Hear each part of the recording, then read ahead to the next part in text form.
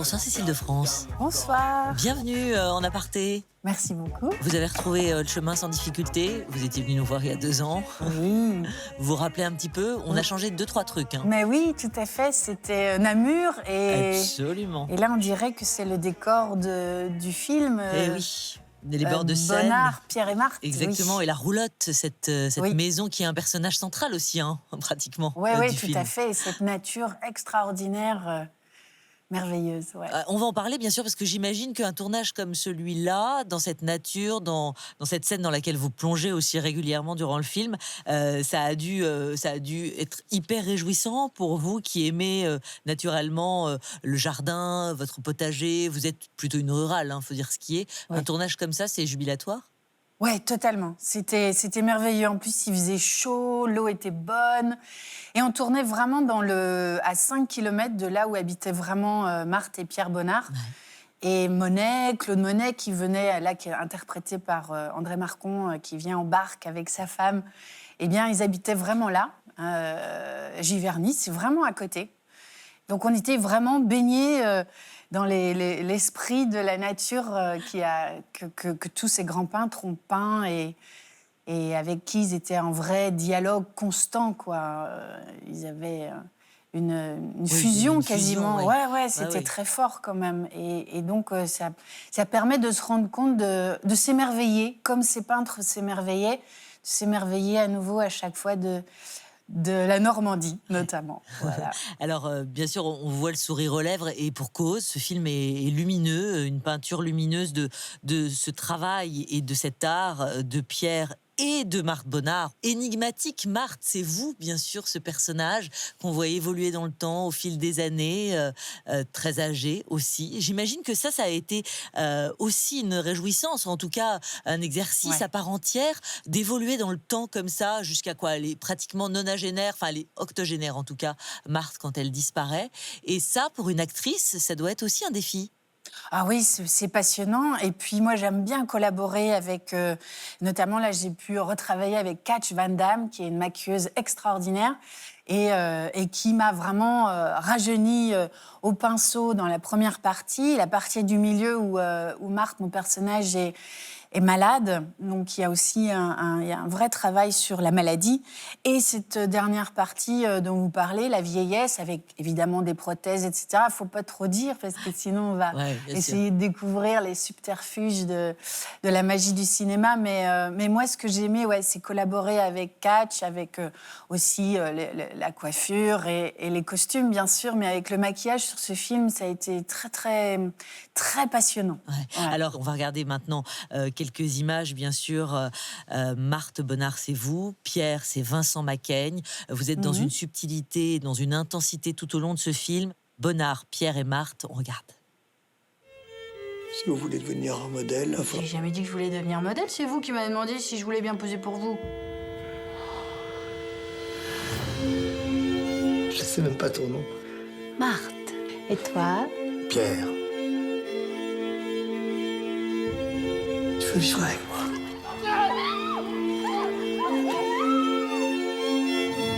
Ce sont mes amis, les Nabis, Sérusier, Signac, Puyard. Ensemble, on a décidé de révolutionner la peinture moderne. Rien que ça.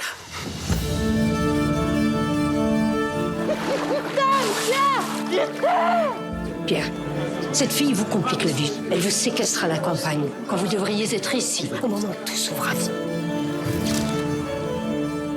Qu'est-ce qui ne va pas, Marthe? Je suis inquiète. Inquiète de quoi? Pierre me trompe. Alors l'indolente, c'est vous? Votre mari a fait de vous un mythe, madame. Un mythe. Un jour, je partirai et t'entendras plus jamais parler de moi. Plus jamais. Je peux pas me passer de toi, je peux pas. Tu m'as utilisé. Toi et Marthe, vous m'avez utilisé.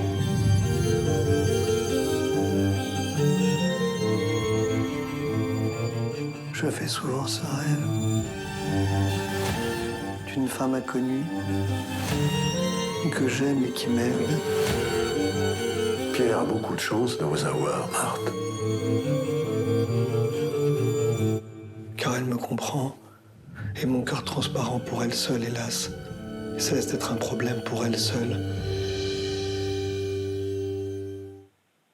Bonnard, Pierre et Marthe, mercredi dans les salles obscures. La palette de ce film est dense et subtile, et cette femme, alors elle est évidemment Marthe, la muse du célèbre peintre, mais pas seulement, elle est bien plus que ça. Bien sûr, elle va devenir peintre elle-même dans cette deuxième partie du film, j'en dirai pas davantage, mais elle est aussi indolente qu'intrigante, c'est ce qui est dit d'ailleurs par votre partenaire également dans ce film. Petite paysanne du Berry, en fait, Marthe Bonnard, Maria Boursin, de son patronyme de naissance. Vous connaissiez quelques éléments de leur trajet, de leur trajectoire ? Non, elle est très peu connue. Hein.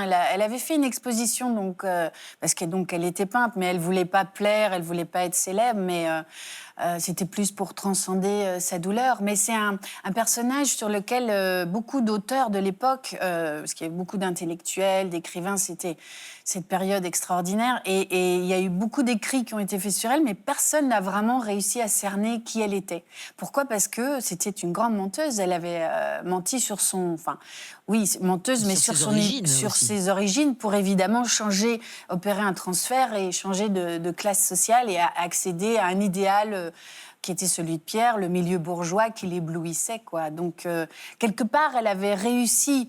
C'est chapeau, c'est une preuve d'intelligence, mais le problème, c'est que du coup, elle était enfermée dans son secret, dans son mensonge, avec les fantômes de son passé qui l'étouffaient.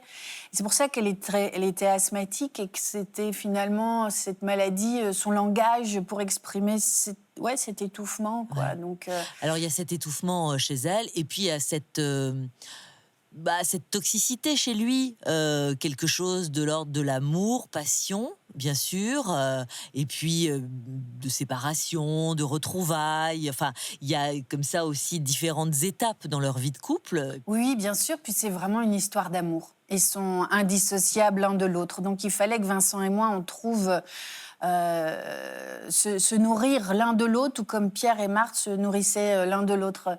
Marthe a offert son corps, sa vitalité, son mystère. Et c'est pour ça qu'il préservait ce mystère et ce secret, d'où les représentations de son visage dans l'œuvre de Pierre Bonnard. C'est absolument fascinant, parce que quand elle est nue, elle est toujours en profil perdu, les yeux fermés ou flous. Son visage est toujours flou. Et quand elle est habillée, son visage, son expression est toujours ailleurs. On ne sait pas où. Alors maintenant, quand on voit le film, on comprend où, en fait. Mais, et lui, ce qu'il lui offrait, c'est son regard amoureux qui l'a rendue vivante. Je pense que sans Pierre, elle serait morte. Il y a eu beaucoup de morts dans sa famille. La mort, la misère était programmée pour elle au départ. Et donc elle s'en est échappée, mais ils étaient toujours là autour d'elle, ces fantômes, oui. Cécile, vous voulez bien, si vous êtes d'accord, vous installer derrière le petit bureau qu'on a disposé, il est à votre droite, voilà. Ouais. Ce bureau d'écolier. Parce que Marthe, elle dessine, bien sûr, notamment le tableau des chiens qu'on voit dans le film. Vous avez travaillé comment ça ? Parce que peindre à l'écran, il a fallu un apprentissage. Oui, tout à fait. Alors, ce qui est très pratique avec cette partition que j'avais, contrairement à Vincent, qui lui était plus dans quelque chose de très technique, il a fallu qu'il fasse qu'il apprivoise la peinture de Pierre, alors que Marthe, elle a quelque chose de plus simple et naïf dans sa manière de dessiner. Donc, en fait, elle dessine ses chiens comme ça, avec... oh là là, ça va être nul, on s'en fout. Je sais pas, avec sa petite queue qui était là, puis c'est assez naïf, en fait, comme univers. Et puis, il y avait ces petites pattes, je me souviens, fait des pattes comme ça.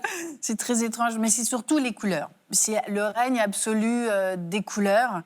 Et donc, alors, c'est des pastels sèches. Alors ça, je ne sais pas si c'est des pastels sèches. Ouais, si, je crois. Alors, il faut enlever le papier, parce qu'elle peignait vraiment avec toute sa main, tous ses doigts. Ah non, c'est peut-être pas... Si, voilà. Ah ben merci.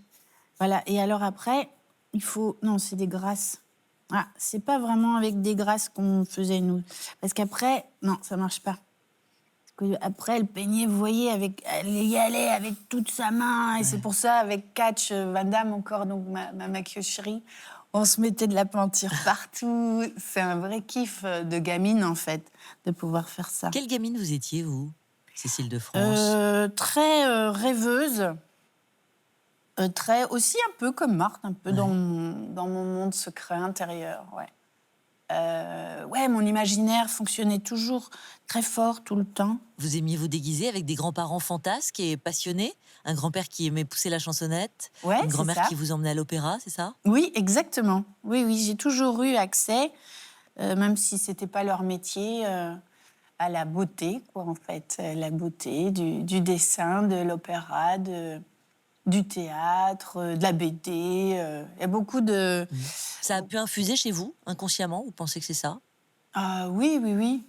Oui, oui. Puis c'était surtout de l'entendre chanter dans sa salle de bain, et mon grand-père, donc, et de me dire que... Je me souviens très bien, j'étais en train de manger mes tartines de choco.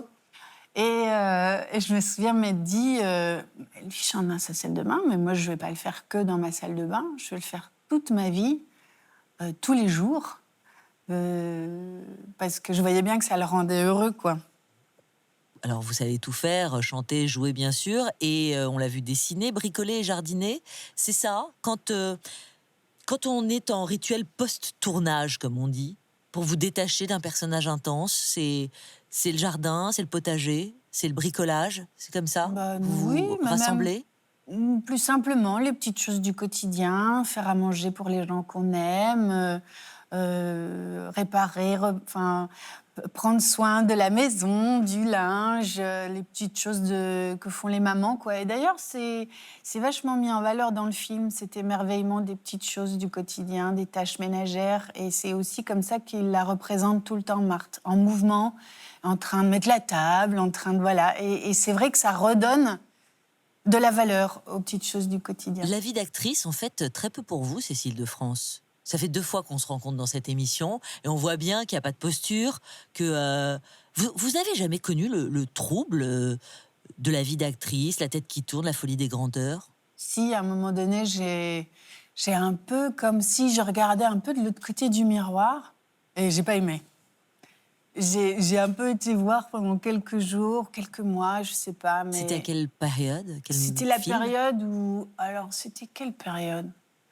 C'était où tout d'un coup, je sentais une célébrité, enfin, le pouvoir que je pouvais avoir entre les mains. Et j'ai senti une part d'ombre, en fait, se réveiller en moi. Et je trouvais ça pas sain. Et vous vous C'était êtes rattrapée toute seule?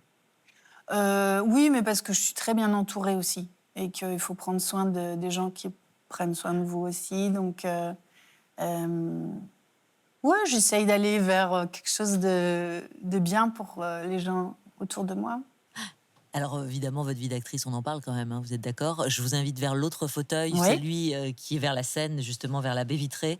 Vous pouvez vous essuyer les mains si vous le souhaitez. Non, ça va. Vers le bar, il y a des petits Kleenex, des Ça petits va. mouchoirs, ça va? Ouais.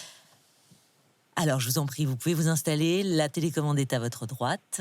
Merci. Et vous pouvez appuyer sur le bouton central.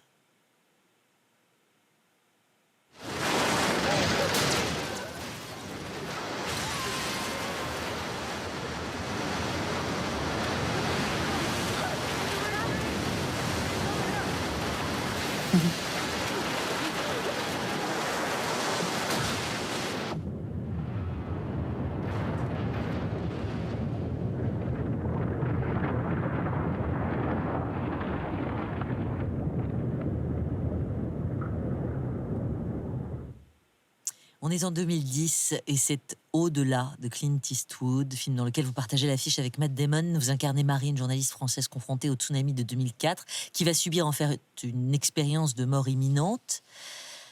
Bon, évidemment, j'imagine que vous vous souvenez de tout. Comment, Oui. d'abord, vous avez été choisie pour ce film? Ah, j'ai passé des essais et j'ai été l'heureuse élue. Ouais, je me souviens, c'était incroyable de se dire qu'il m'avait choisi moi.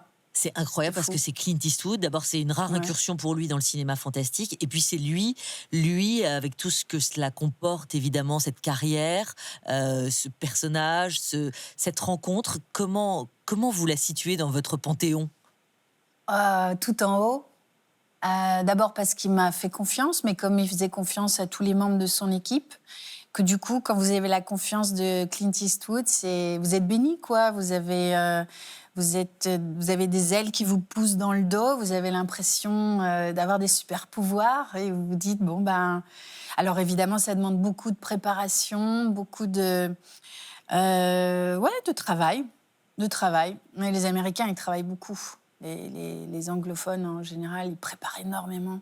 Moi aussi, j'aime bien ça. Ouais, Donc, c'est ce que vous dites, c'est ce qui permet un petit peu d'atténuer la peur, le trac. Ouais, tout à fait. Et puis, c'est du plaisir. Vous échangiez peu. Vous vous souvenez ou pas du type d'échange? Parce que je crois savoir que vous lui avez apporté un carton tout entier de bière sur le tournage. Ouais, un assortiment de bière belge parce qu'il adore la bière. Ouais. Vous n'êtes pas de grands causeurs, tous les deux. Et exactement. Mais ça m'a permis vraiment d'assumer aussi mon silence. En fait, parce que quand il parlait pas, c'est pas pour ça qu'on communiquait pas.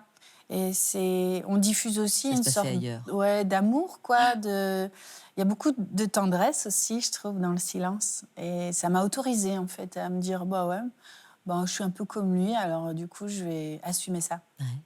Il y a eu le tour du monde en 80 jours avec Jackie Chan. Il y a eu cette expérience dingue avec Clint Eastwood.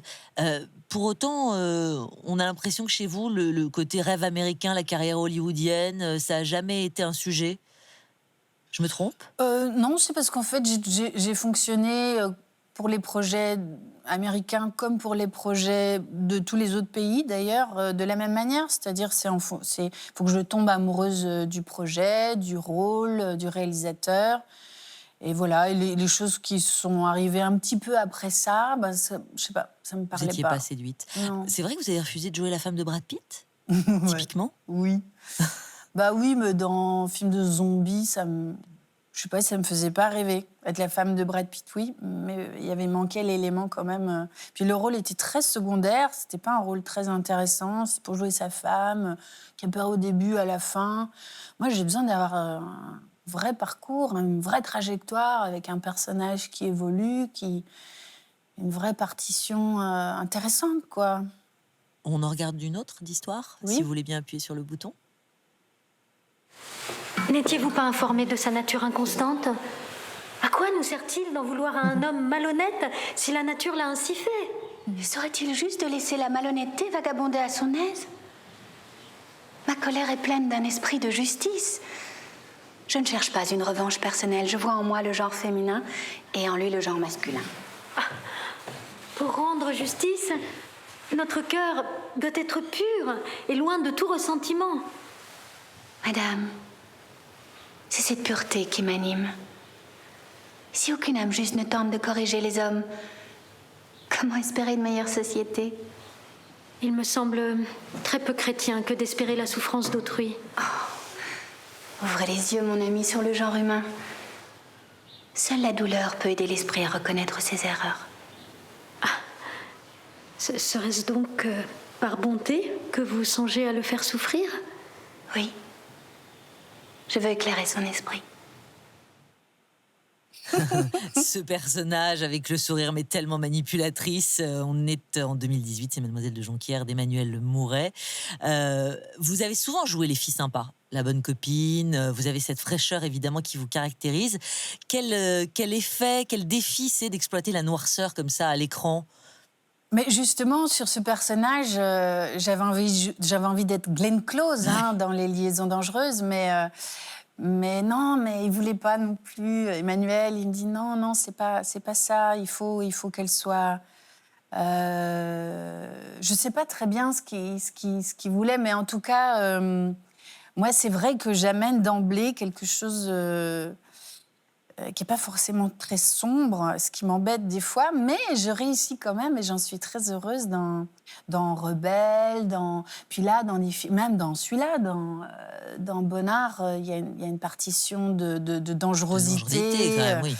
de menace. De déséquilibre, il y a vraiment ça. Ouais. Donc je me dis, peut-être c'est le nouveau programme pour ma deuxième partie de vie. Ouais. Alors, ce film, c'est aussi un passage important parce que vous avez le titre. Vous aviez évoqué la notion de salaire, le même, du coup, que votre partenaire masculin, à savoir Édouard Baird, à ce moment-là. Vous voyez les choses évoluer, vous les sentez évoluer favorablement pour les femmes aujourd'hui?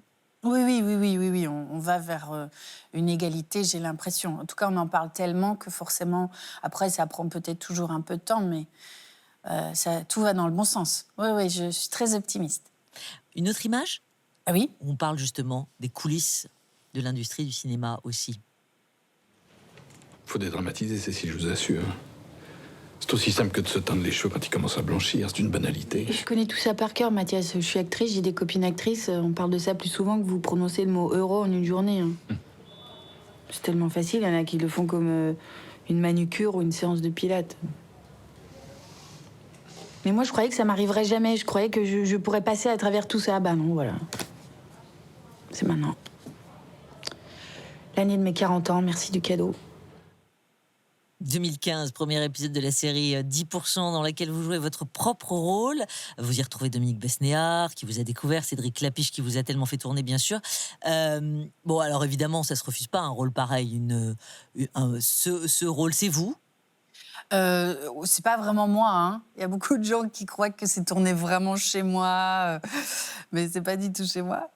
Bah ouais. Pour autant, vous auriez pu dire ça. De quoi Pour autant, là, le texte qui est dit par, oui. par l'actrice donc de 10%, Oui. vous auriez pu dire ça. Ces phrases-là, bah voilà, toutes les copines y passent maintenant, la question de l'âge qui se pose. Oui, c'est inspiré de la réalité quand même, hein, tout ça, oui, bien sûr. Ouais. Et puis dans l'épisode, je me retrouve dans cette salle d'attente avec toutes ces dames qui sont refaites, qui sont belles d'ailleurs, mais elle se reconnaît pas du tout, c'est pas elle, quoi. Et donc elle s'enfuit en courant et elle retrouve son agent qu'elle a failli perdre. Oui, c'est romancé tout ça, mais. Mais c'est un questionnement. Alors non, pas pour moi. Hein. En même temps, vous avez l'air d'avoir 32 ans. Ah bon, merci. Mais non, je compte bien justement en profiter pour... Parce qu'en fait, moi, ce que j'aime dans mon métier, c'est que les gens puissent s'identifier à mes personnages, que ça résonne en eux, qu'il y ait quelque chose qui me lie à eux par notre humanité commune, en fait. Et si on est jusqu'au bout dans cette réflexion de raconter l'humanité, évidemment, dans ses contradictions aussi, pas forcément une humanité lisse et sage, hein, je dis pas. Mais l'humanité, c'est aussi vieillir, c'est aussi se libérer des dictats de l'apparence, c'est aussi comme la nature nous a fait, quoi, et nous accepter comme on est, parce que c'est chouette aussi. Moi, je trouve ça... En tout cas, là, j'aime bien. À 48 ans, j'ai l'impression d'avoir une maturité intellectuelle qui me plaît beaucoup. Alors, quand vous êtes évidemment dans votre maison en Picardie, c'est le potager, la ruralité qui vous occupe. Je me demandais par rapport à 10%, toujours, quand vous parlez de vos copines, vous avez des copines actrices? Vous fréquentez les cocktails? Pas les cocktails, mais j'ai des copines actrices, ouais. C'est tellement fort ce qu'on vit sur les tournages que... y a Laure Calamy, que je connais de ma formation théâtrale à la Rue Blanche. Donc, il y a 26 ans, 27 ans qu'on se connaît avec Laure. Ludivine Sagnet, c'est ma copine. Enfin, j'en ai plein. Hein. Mais c'est vrai que comme j'habite pas Paris, on se voit pas souvent. Alors, on s'appelle, voilà. Et la transmission dans tout ça, Cécile de France, si votre fille vous disait, voilà, moi aussi je veux monter sur les plans, je veux devenir actrice. Ah oui, mais pourquoi pas, c'est un métier merveilleux. Vos parents vous ont soutenu, vous, dans cette voie? Bah oui, parce qu'ils voyaient bien que c'était comme ma vocation, ma religion, quoi. Donc on pouvait pas m'en détourner. C'est pareil pour mes enfants. C'est merveilleux déjà d'avoir une passion. Donc il faut l'entretenir, il faut accompagner ce désir si précieux. Vous accompagner, je vais vous accompagner moi sur quelques mètres seulement vers la bibliothèque de cet appartement, avec des livres, des disques, des films qui parlent de vos goûts. Vos premiers souvenirs de cinéma, par exemple. Qu'est-ce que vous avez dans votre playlist du moment, Cécile de France? En ce moment, c'est Ezra Collective. Non, comment? J'ai un trou. C'est parce qu'en ce moment, j'ai pas le temps d'écouter la musique. En tout cas, la dernière fois, vous aviez choisi Philippe Catherine quand vous étiez venu nous voir. Ah oui, c'est vrai. C'était ce que vous aviez envie d'écouter. Là, maintenant, on vous a proposé une autre petite sélection avec les Beatles, Ouais, super. Christophe, Sting. C'est D'ailleurs, Eddie, ça, non? Ah non. Ouais, c'est Eddie. Allez, une petite dédicace à mon copain Eddie. ouais. Je le mets? Vous avez chanté en duo ensemble. Ah non. Ah oui, Ah bah si. ah oui, c'est vrai, j'avais oublié. Ah oui, oui. Oh ouais, Eddie, il est tellement chouette. Je l'aime tellement. Bon, je mets au hasard. Hein. Et puis ensuite, vous pousserez le petit bouton vers la gauche. Vers la gauche. Un peu plus vers la gauche, ouais. Comme ça? Ah oui. Vous aviez chanté ensemble la dernière séance. Oui, tout à fait. Tellement bien. Trop bien? Essayez de vous imaginer un monde sans musique où nul ne peut chanter. Fini les romances, rien que du silence.